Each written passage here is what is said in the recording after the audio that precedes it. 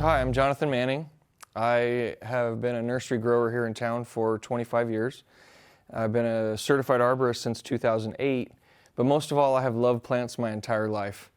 And what that's done for me, or given to me, is this obsession to check out landscapes as I'm driving around town, especially older landscapes. I love seeing a landscape after it's been growing for 20, 30, 40 more years. It hasn't made me a very good driver, so I apologize now if I'm the one that was going 5 miles an hour in front of you driving by a nice landscape, but what it has done for me though is given me an insight to what happens to a landscape after that many years. And I find two things, the good and the bad. The good is which plants and trees survive our hottest summers and our coldest winters. Those are truly desert adapted plants, and all of the plants that we'll talk about today are truly desert adapted. They're made to grow in our climate. The other thing that I've found though is that a lot of yards that are that old, they have trees that were planted in a small space, and those trees are trees that get very big, and that causes lots of problems. So we'll talk a little bit about the problems that those big trees cause, because you might be thinking, what's the problem with the tree getting big? That's what I want, shade, quick, you know? But there is some problems as you play it out forward. It might be that you get shade really, really fast, but that tree continues growing much, much bigger than you ever thought it would, and that leads to all these costs that we're gonna talk about a little bit. And the rest of the course is mainly just different ideas of trees that might be much more suited for the space that you have, because our yards are smaller all the time. And so that's what this course is about. First, here's a photo of an impossible situation. There are two trees side by side. The one on the right, obviously, that's a Dalbergia sisu. It's already so much bigger than the one on the left that there's nowhere they can go. And the reason this is impossible, both of those trees would want to get 30 or 40 feet wide naturally. They're planted 10 feet apart. So how does that work? You know, one's going to win. And like I say, it's obviously that sisu there. But this also leads to neighbor feuds. So one person's tree is dropping litter in the other one's yard. So now there's a keep your tree off my yard issue and things like that. There is this next slide here is what some of the damage that they can do to sidewalks. The roots, a big tree has big roots. That's how it works. There's no way to get around that. If you have a tree that gets 40 feet tall and 40 feet wide, it's gonna have a root system to hold up that tree, and those roots are gonna be big enough to crack cement of foundations of your home, driveways, sidewalks, brick walls, all those things. So it could lead to a lot of cost repairing all those things, or eventually removing that tree. Tree removal is not cheap either. So those are some costs of having a tree that's too big for the spot that it's planted in. And as I say, it might be okay for a year, 2 years, 5 years even, but someday these trees will be a problem, and a costly problem. Trimming also is an expensive job, and a lot of people start with that tree, even if they know the mature size of that tree, they think, well, I'll just have it trimmed, or I'll trim it, you know, keep it in the spot that I want. But trimming is either a whole lot of your time if you're doing it, and it gets to a point where eventually you need special equipment to do it, pole saws or ladders or booms, and then you can't, and then you're paying people lots and lots of money to have it trimmed, to keep it in a spot that really it's too big for. That's another cost of having a tree that's too big for its spot. So there's lots of alternatives, and this is where I want to take a little bit of time though to maybe open your minds a little to what's a tree and what's a shrub. The definition of a small tree and the definition of a very large shrub is exactly the same thing. So it's more of a trimming issue, and the City of Peoria in its Sustainable University courses has a pruning course that can explain how to turn a bush into a multiple trunk small tree. And that's really the only difference, is you've trained it to be a little higher headed where you can see the trunks, and I'll say trunks because multiple trunk small trees are usually more stable. They're already gonna have more than one trunk down there at the bottom. It's usually harder for almost everything that I'm going to mention here to make it into a single trunk, lollipop shaped tree. Not only are they less stable that way, the sun burns that single trunk more often. For lots of reasons, we try to keep trees as multiple trunk form in the desert. That's how all the desert trees out in the desert adapt to our heat. and our severe conditions is by being low, multiple trunk, and wide. For all kinds of reasons, I talk about it in the pruning course, but try to, as you convert these shrubs, say, into a tree, you can use the same techniques.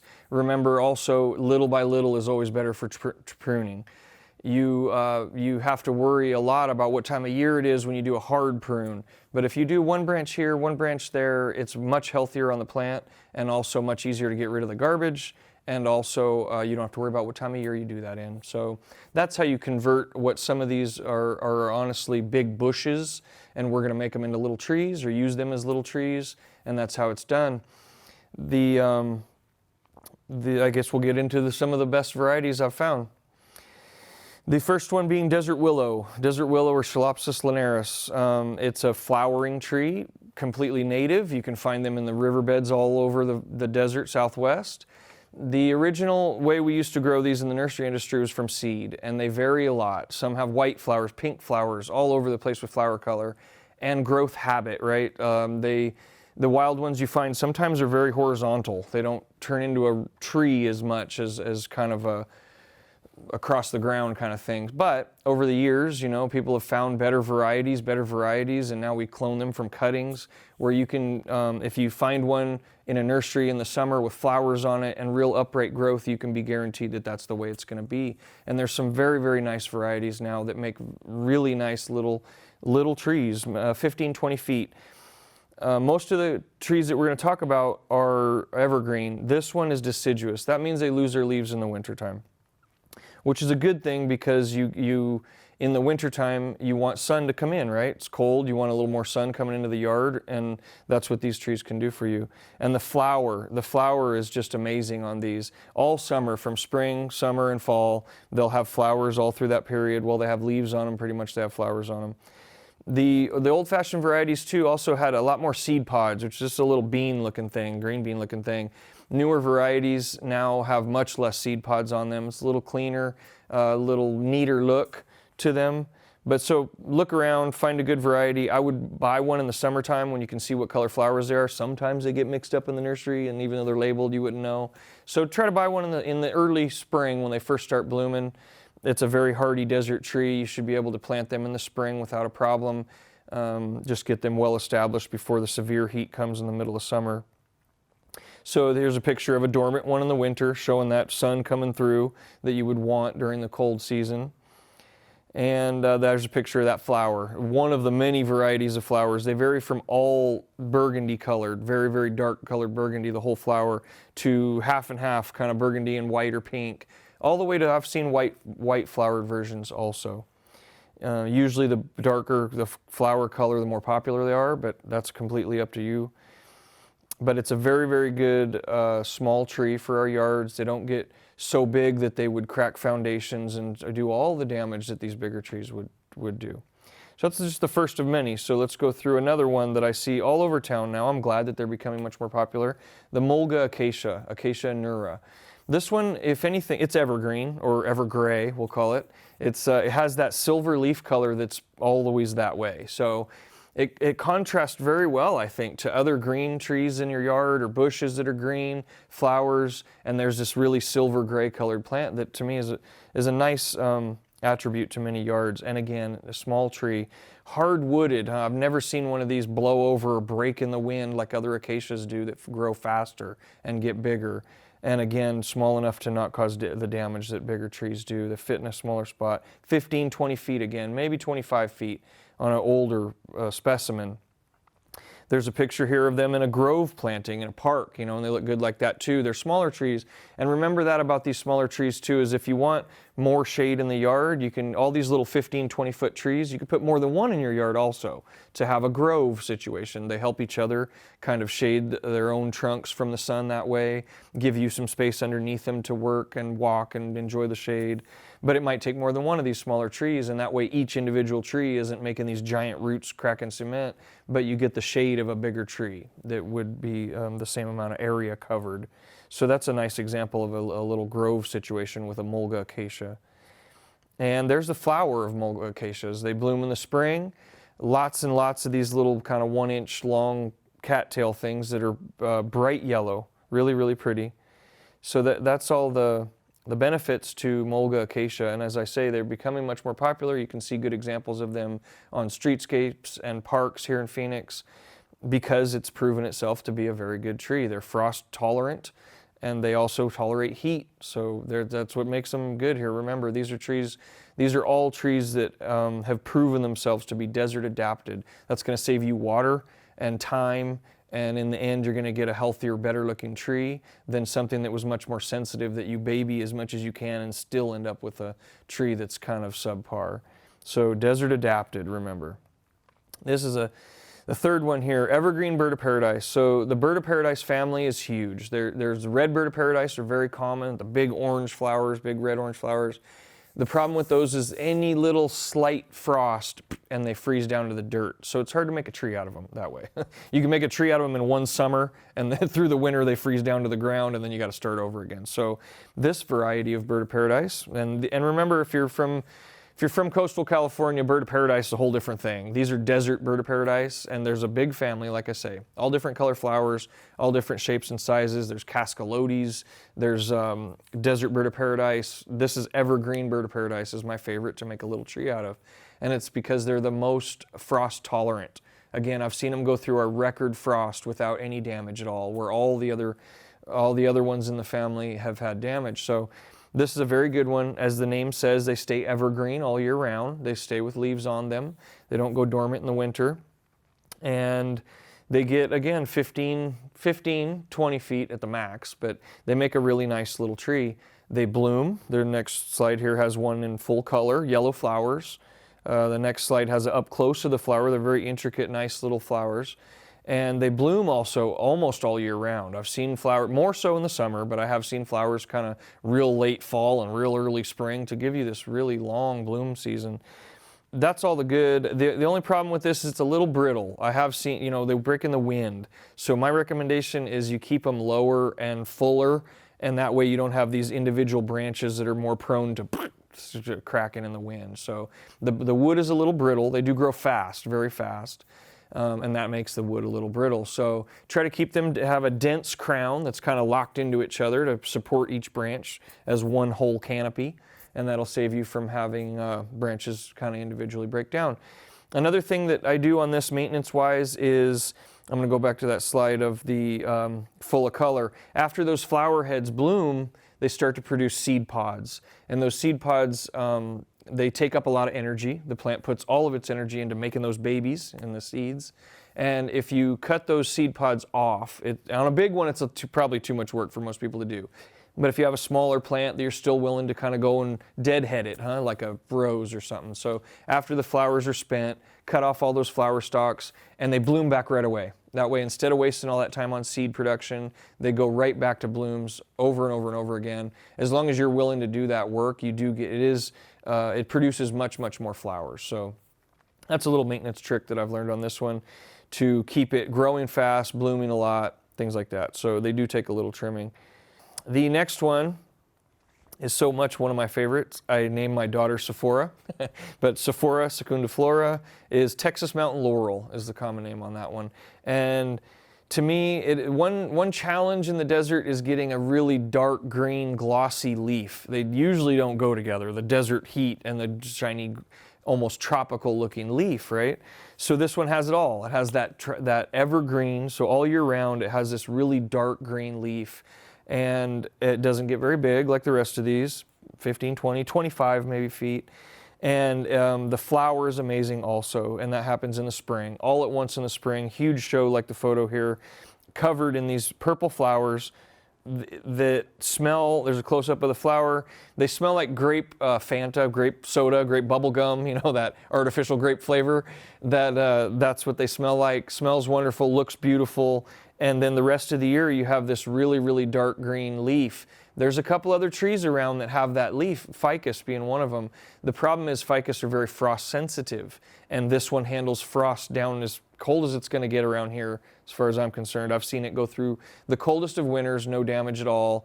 Also the heat, deals with heat and cold. Like I say, this is what makes all these such winters in our climate, is dealing with that hottest of summers and coldest of winters. And this one definitely does it. Beautiful all year round, especially when that flower show happens in spring. This one maintenance issue on this one is there's one caterpillar. There's a type of caterpillar that just loves to eat them. It's all that caterpillar eats is this Texas mountain laurel. Easily treated with a pretty safe pesticide that has the ingredient BT. There's a lot of brand names out there that have it, but BT is a biological insecticide, so it only kills caterpillars. You're not killing ladybugs and praying mantises and all the good bugs out there, bees even. You're only killing the caterpillars that eat that leaf with it on it. So very easy to maintain. But you do you watch for those caterpillars. They only eat the brand new growth. But what can happen, what I've seen happen with this one many times, is they grow fairly slowly, honestly, this Texas mountain laurel. So if you get 6 inches or a foot of new growth in the spring, the caterpillars can eat all that off all in a week. So if you're not watching for those caterpillars, you may get growth in the spring that gets eaten off, and growth in the spring gets eaten off, so your tree ends up being the same size forever. That would be one problem with it. So watch for the caterpillars, get the spray with BT as the main ingredient. Use it at the first sign of caterpillars. Doesn't do any good if you don't see caterpillars, so watch for caterpillars. Use it, with that maintenance regiment, this can be the best tree that I have seen out there if you want something that's dark green, beautiful flowers in the spring. The next one is a little newer introduction to the valley. I mean, I have seen some older ones around, but it's becoming more popular real quick. It's called Mastic. And again, it's that dark green leaf that's evergreen. It's a very rare combination for something that's so hardy in the desert to frost and heat. So Mastic trees, this one, the biggest ones I've seen around are maybe 15, 20 feet tall again. And they are evergreen, as I said. There's a close-up of the leaf there. To me, I did grow up in Southern California, and Brazilian peppers grow everywhere there. And a lot of people that are from that area want to kind of recreate that. It's a nice tree. But Brazilian peppers struggle with our heat here, honestly, and a little bit with our cold here. So if you like that look of the Brazilian pepper, for example, a Mastic tree could be a very good substitute for you that handles our cold, handles our heat, slow growing, small, so you don't have all the issues of that big tree. It's a nice kind of newer introduction, but I'm glad to see it gain in popularity as time goes on because it is a very good addition to our landscapes. Another one is Texas olive, Cordia bogerii, and the flowers on this one, again, like the desert willow, are from like early spring all the way through late fall. It can be deciduous. If it gets real cold, what happens is the leaves freeze off and fall. It doesn't hurt any bit of the wood on it. So they come right back in the spring, new leaves, new flowers, and you don't get any damage. But if it's a warm, mild winter, they stay with these big, fuzzy green leaves. It reminds me of a fig. The leaf is a lot like a fig leaf. And the flowers are huge, kind of inch and a half diameter white flowers.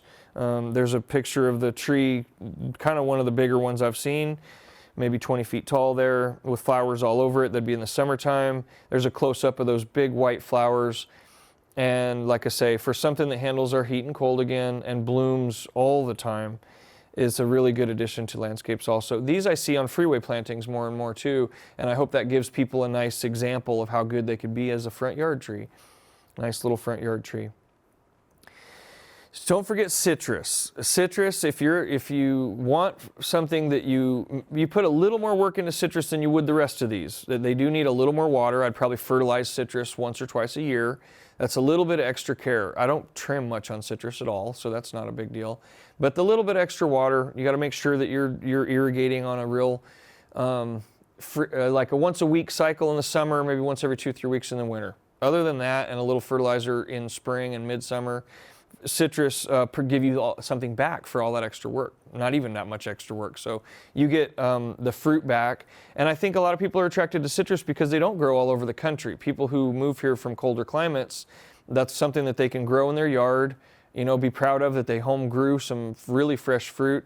If you've ever had citrus that's homegrown, you can't get it in the store that has the skin so full of oils as you do when you home grow it. That's one thing I love about homegrown citrus is when you buy it in the store, it's been moved around, picked a while ago, moved around, kind of all those fresh citrus oils and the peel have kind of worn out.